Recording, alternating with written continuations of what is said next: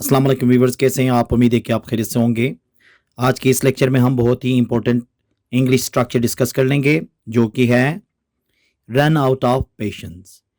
Run out of patience किस चीज़ के लिए इस्तेमाल होता है? देखें, उर्दू में सब्र का पैमाना लबरेज होना या सब्र ख़त्म होना। ठीक है, तो इसके लिए जो स्ट्रक्चर इस्तेमाल होगा वो क्या होगा? रन आउट ऑफ पेशेंस का इस्तेमाल करेंगे।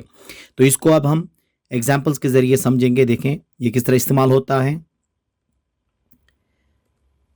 सबसे पहले सब्जेक्ट, फिर उसके बाद हम हेल्पिंग वर्ब लिखेंगे, फिर उसके बाद रन आउट ऑफ पेशेंस लिखेंगे।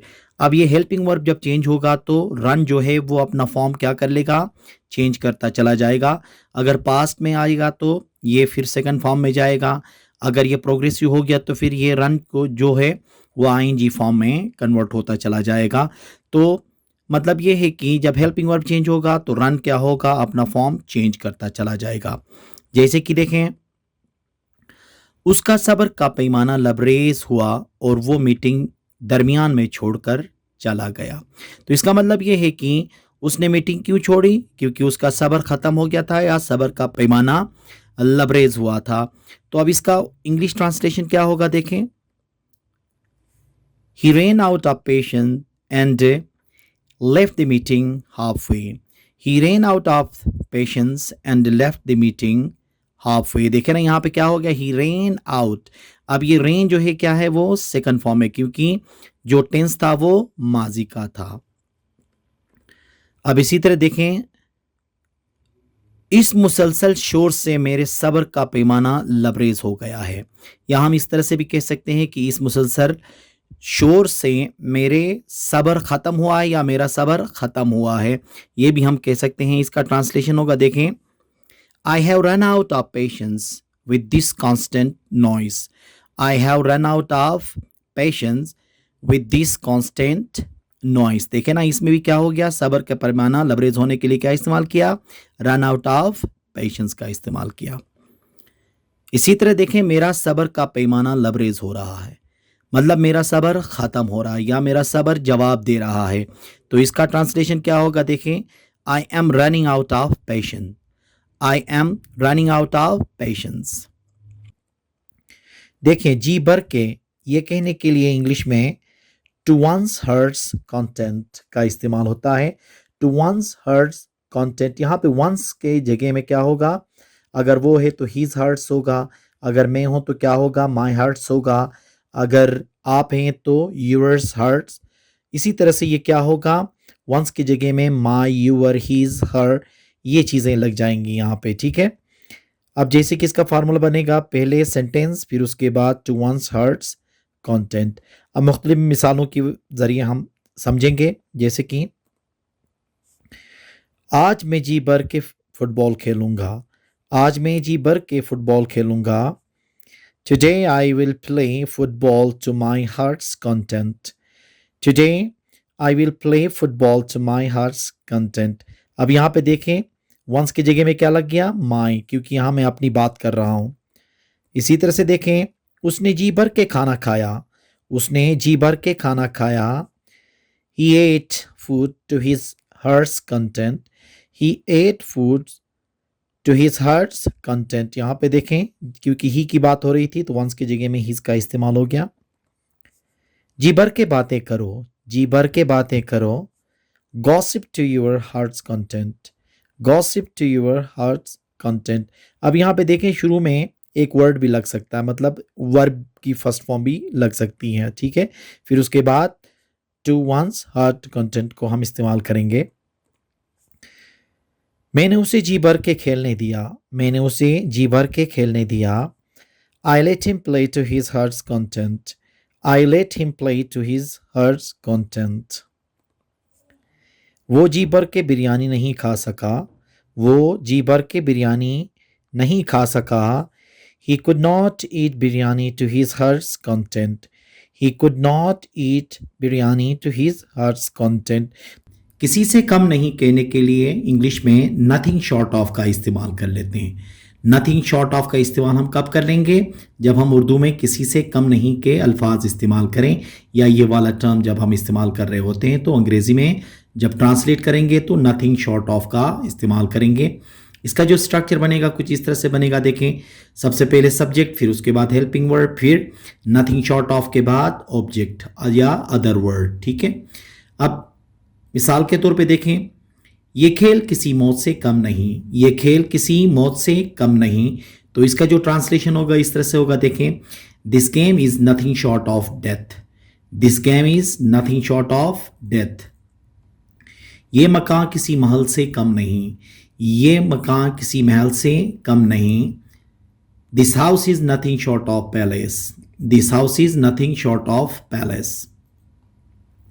उसे दावत देना किसी मुसीबत से कम नहीं, उसे दावत देना किसी मुसीबत से कम नहीं, तो इसका ट्रांसलेशन होगा, inviting him is nothing short of trouble, inviting him is nothing short of trouble. आपके अल्फाज किसी जहर से कम नहीं, आपके अल्फाज किसी जहर से कम नहीं, your words are nothing short of poison, your words are nothing short of poison. वो किसी फनकार से कम नहीं, वो किसी फनकार से कम नहीं, he is nothing short of artist, he is nothing short of artist. It takes time का इस्तेमाल हम किस लिए करेंगे, वक्त लगता है कहने के लिए इट टेक्स टाइम का इस्तेमाल करते हैं। इसका फार्मूला बनेगा, इट टेक्स टाइम के बाद ऑब्जेक्टिव प्रोनाउन, उसके बाद फिर हम टाइम, फिर उसके बाद टू, और उसके बाद वर्ब की फर्स्ट फॉर्म, और आगे जो भी हम बोलेंगे रिमेनिंग में वो सारा सेंटेंस आ जाएगा। तो अगर ऑब्जेक्ट का जिक्र हो तो ऑब्जेक्ट हम मेंशन करेंगे, अगर ऑब्जेक्ट का जिक्र नहीं हुआ तो हम इट टेक्स टाइम का ही डायरेक्ट इस्तेमाल कर लेंगे। जैसे कि अंग्रेज़ी सीखने में वक्त लगता है, अंग्रेज़ी सीखने में वक्त लगता है। अब इस जुमले में देखें कि वहाँ पे ऑब्जेक्ट का जिक्र नहीं है, किसी प्रोनाउन का जिक्र नहीं है, तो इसका ट्रांसलेशन होगा, it takes time to learn English, it takes time to learn English. अब जब हम प्रेजेंट सिंपल में इसको इस्तेमाल करेंगे तो क्या होगा, it takes time to learn English, यहाँ पे टेक्स का लफ्ज़ इस्तेमाल होगा। अगर हम इसका टेंस चेंज करेंगे तो ये टेक जो होगा वो टुक में भी आ सकता है। जैसे कि अंग्रेज़ी सीखने में वक्त लगा, अंग्रेज़ी सीखने में वक्त लगा, तो ये पास्ट का टेंस हो गया, तो ये बन जाएगा, it took time to learn English, it took time to learn English. तो टेंस के मुताबिक हम क्या चेंज करेंगे, टेक को हम चेंज करते चले जाएंगे। वहां पहुंचने में मुझे 10 मिनट लग जाते हैं, वहां पहुंचने में मुझे 10 मिनट लग जाते हैं। अब यहां पे देखें, मुझे ऑब्जेक्टिव प्रोनाउन यहां पे गिवन हो गया, तो इसका ट्रांसलेशन क्या होगा, देखें, it takes me 10 minutes to get there. अब यहाँ पे देखें मी का इस्तेमाल हुआ, क्योंकि इट टेक्स के बाद हमने क्या कहा था फार्मूले में, ऑब्जेक्टिव प्रोनाउन इस्तेमाल होगा, और ऑब्जेक्टिव प्रोनाउन क्या है, मी है। तो it takes me 10 minutes to get there, मुझे वहाँ पहुँचने में 10 मिनट लग जाते हैं। इसी तरह देखें, फिर अगर मैं यहाँ से ऑब्जेक्टिव प्रोनाउन उठाऊँ तो क्या होगा, वहाँ पहुँचने में 10 मिनट लग जाते हैं, वहाँ पहुंचने में 10 मिनट लग जाते हैं। यहाँ से मैंने मी को उठाया, मतलब मुझे को जब हम रिमूव करते हैं तो इसका ट्रांसलेशन कैसे होगा, देखें, it takes 10 minutes to get there, it takes 10 minute to get there. सवाल ही पैदा नहीं होता, इसको अंग्रेजी में कैसे ट्रांसलेट करेंगे, देखें, नो वे या नो क्वेश्चन अबाउट इट, ये इस्तेमाल होगा किस चीज़ के लिए, सवाल ही पैदा नहीं होता कहने के लिए। इसका जो फार्मूला बनेगा, नो वे या नो क्वेश्चन अबाउट इट, इसके बाद डेट लगाएंगे, फिर उसके बाद सेंटेंस आएगा। जैसे कि सवाल ही पैदा नहीं होता कि वो यहाँ ठहरे, सवाल ही पैदा नहीं होता कि वो यहाँ ठहरे, no way that he stays here, no way that he stays here. इसको हम इस तरह से भी कह सकते हैं, no question about it that he stays here, no question about it that he stays here. No way इस्तेमाल करें या नो क्वेश्चन अबाउट इट इस्तेमाल करें, दोनों का मतलब है सवाल ही पैदा नहीं होता। सवाल ही पैदा नहीं होता कि मैं पढ़ाना छोड़ दूं, सवाल ही पैदा नहीं होता कि मैं पढ़ाना छोड़ दूं, no way that I stop teaching, no way that I stop teaching। सवाल ही पैदा नहीं होता कि मैं वहाँ जाऊं, सवाल ही पैदा नहीं होता कि मैं वहाँ जाऊं। No way that I go there. No way that I go there. सवाल ही पैदा नहीं होता कि वो मुझसे आपके बारे में पूछे। सवाल ही पैदा नहीं होता कि वो मुझसे आपके बारे में पूछे। No way that he asks me about you. No way that he asks me about you. इसको हम इस तरह से भी कह सकते हैं, no question about it that he asks me about you. How dare you. आपकी हिम्मत कैसी हुई, या आपकी इतनी हिम्मत कहने के लिए क्या इस्तेमाल करेंगे, हाउ डेयर यू। अब इसका फार्मूला होगा हाउ डेयर, कितनी हिम्मत के लिए। उसके बाद फिर सब्जेक्ट आएगा, फिर वर्ब की फर्स्ट फॉर्म, फिर अदर वर्ड मतलब ऑब्जेक्ट। अब यहाँ पे देखें, यहाँ पे मैंने हाउ डेयर यू लिखा है, तो आपकी हिम्मत कैसे हुई। अगर मैं हाउ डेयर ही लिखूं, सब्जेक्ट को चेंज करके हाउ डेयर शी लिखूं, तो उसमें क्या होगा, उसकी हिम्मत कैसी हुई या उसकी इतनी हिम्मत कहने के लिए। मतलब सब्जेक्ट वेरी करता चला जाएगा, ठीक है। अगर जुमले में वो लड़की है तो ही या शी होगा, लड़का है तो ही होगा, हाँ वो हो गया तो जैसे कि आप हो गए तो यू। इसी तरह से सब्जेक्ट के मुताबिक हम हाउ डेयर को इस्तेमाल कर लेते हैं। अब देखें, आपकी हिम्मत कैसी हुई यहाँ आने की, आपकी हिम्मत कैसी हुई यहाँ आने की। How dare you come here, how dare you come here. आपकी हिम्मत कैसे हुई मेरा मोबाइल इस्तेमाल करने की, आपकी हिम्मत कैसे हुई मेरा मोबाइल इस्तेमाल करने की। How dare you use my mobile, how dare you use my mobile. ये जुमले उस वक्त इस्तेमाल होते हैं जब हमें गुस्सा आता है किसी पे, ठीक है, बगैर इजाज़त के कोई काम कर लेता है, तो फिर उस वक्त हम ये इस्तेमाल कर लेते हैं।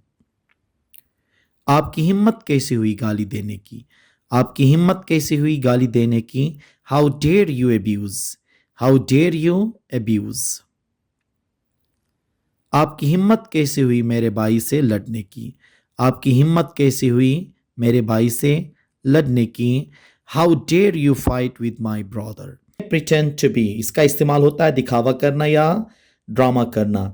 अब ये जो प्रिटेंड टू के साथ बी जब लगेगा तो ये हालत के बारे में दिखावा करने के लिए होता है, जैसे कि बीमार होने की हालत या अमीर होने की हालत या गरीब की हालत, ठीक है। ऐसा होने की जो ड्रामा कर रहे हैं उसके लिए हम प्रिटेंड के साथ टू बी का इस्तेमाल करते हैं, जैसे कि सब्जेक्ट, फिर उसके बाद हेल्पिंग वर्ब, फिर प्रिटेंड टू, फिर आगे बी। बी का मतलब है इज, एम आर, वॉज, वर, ठीक है।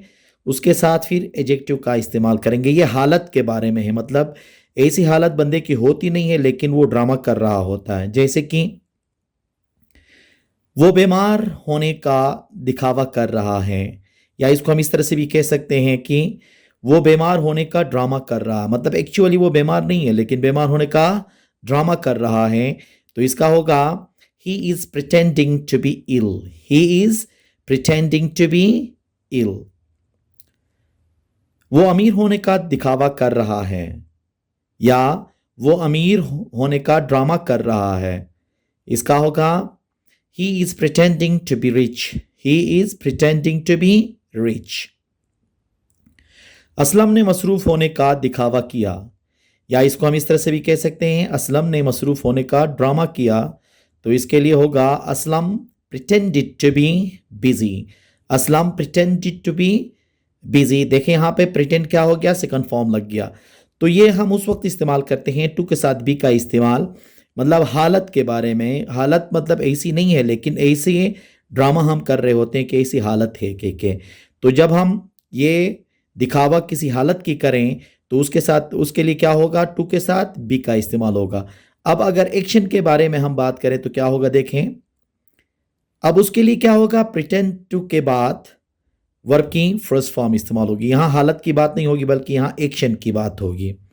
अब इसका फार्मूला बनेगा सब्जेक्ट के साथ हेल्पिंग वर्ब, फिर प्रिटेंड टू, फिर उसके बाद वर्ब की फर्स्ट फॉर्म, फिर उसके बाद ऑब्जेक्ट। अब ये टू के बाद जो भी वर्ब लगता है वो फर्स्ट फॉर्म में आता है, इसको हम इन्फिनिटिव भी कहते हैं, इन्फिनिटिव वर्ब या इनफाइनाइट वर्ब भी कहते हैं। जैसे कि देखें, वो किताब पढ़ने का दिखावा कर रहा है, या इसको हम इस तरह से कह सकते हैं कि वो किताब पढ़ने का ड्रामा कर रहा है। अब इसका तर्जुमा होगा He is pretending to read a book. He is pretending to read a book. वो यूनिवर्सिटी में पढ़ने का दिखावा कर रहा था। मतलब एक्चुअली तो वो पढ़ नहीं रहा था लेकिन वो दिखावा कर रहा था। इसको हम इस तरह से भी कह सकते हैं, वो यूनिवर्सिटी में पढ़ने का ड्रामा कर रहा था। He was pretending to study in university. He was pretending to study in university. अब ये एक्शन के लिए भी इस्तेमाल होता है और हालत के लिए। जैसे कि देखें ना, दिखावा, काम करने का भी दिखावा हो सकता है, इसके साथ साथ हालत की भी दिखावा होता है। हालत की बात हो गई तो टू के साथ भी लगा देंगे और उसके बाद एडजेक्टिव लग जाएगा। अगर हम एक्शन की बात करें तो टू के साथ हमेशा वर्ब की फर्स्ट फॉर्म आ जाएगी। इट इज़ नॉट दैट, इसका इस्तेमाल होता है उर्दू में ऐसा नहीं है कहने के लिए। ठीक है, ऐसा नहीं है कहने के लिए इंग्लिश में इट इज़ नॉट दैट का इस्तेमाल होता है। अब इसका जो फॉर्मूला बनेगा, स्ट्रक्चर देखें, इट इज़ नॉट दैट के बाद हम सेंटेंस इस्तेमाल करेंगे। ठीक है, जैसे कि ऐसा नहीं है कि वो यहाँ नहीं आता है, ऐसा नहीं है कि वो यहाँ नहीं आता है। It is not that he does not come here. It is not that he does not come here. ऐसा नहीं है कि उसे कुछ पता ना हो, ऐसा नहीं है कि उसे कुछ पता ना हो।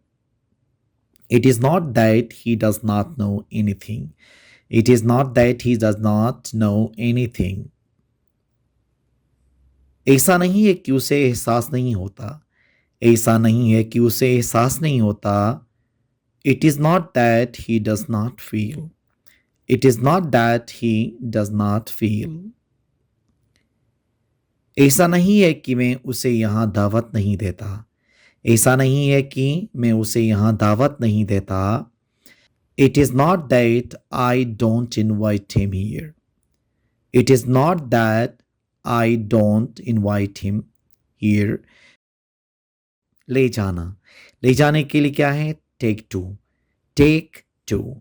अब इसका जो फार्मूला बनेगा, टेक के बाद ऑब्जेक्टिव केस, मतलब ऑब्जेक्टिव प्रोनाउंस इस्तेमाल होंगे या इसके जगह में नाउन भी आ सकता है। ठीक है, उसके बाद टू, फिर उसके बाद अदर वर्ड्स आगे जुमले में जो भी आएंगे। मुझे पार्क ले जाओ, मुझे पार्क ले जाओ। Take me to park, take me to park. हमें मरीज को डॉक्टर के पास ले जाना चाहिए, हमें मरीज को डॉक्टर के पास ले जाना चाहिए। We should take patient to doctor, we should take patient to doctor. कल मैं आपको मार्केट ले जाऊंगा, कल मैं आपको मार्केट ले जाऊंगा। I will take you to market tomorrow, I will take you to market tomorrow. आप बच्चे को स्कूल कैसे ले जाते हो, आप बच्चे को स्कूल कैसे ले जाते हो। How do you take the child to school, how do you take the child to school. तो ले जाने के लिए क्या इस्तेमाल करते हैं हम? टेक टू का इस्तेमाल करते हैं। अगर ये टेंस चेंज हो जाता है तो क्या होता है? टेक टू में भी आता है, टेकिंग में भी और टेकन में भी आ जाता है। तो इन जुमलों को, इन स्ट्रक्चर्स के ज़रिए ऐसे जुमलों को इंग्लिश में बोलने की कोशिश करें। जब आप प्रैक्टिस करेंगे तो इंशाल्लाह इंग्लिश की फ्लुएंसी आसानी से आपको आएगी। तो उम्मीद है कि आज का ये लेक्चर आपको पसंद आया होगा। Thank you very much.